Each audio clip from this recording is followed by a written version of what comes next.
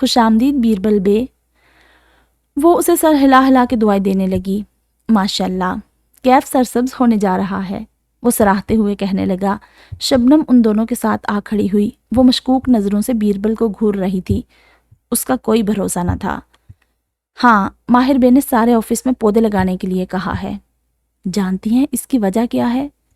وہ ان کی طرف جھک کے رازداری سے گویا ہوا۔ خاتون چکنی ہو گئی۔ شبنم کے بھی کان کھڑے ہو گئے۔ کیا؟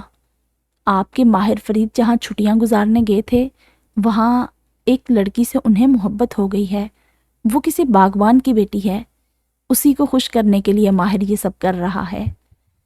جہاں شبنم کا منہ کھلا کا کھلا رہ گیا، وہاں خاتون نے ہونٹوں پر ہاتھ رکھ لیا۔ ایک لمحہ شوق میں گزرا، دوسرے ہی لمحے وہ بڑی ایکسائٹمنٹ سے بولی، واقعی کوئی لڑکی ہے کیا؟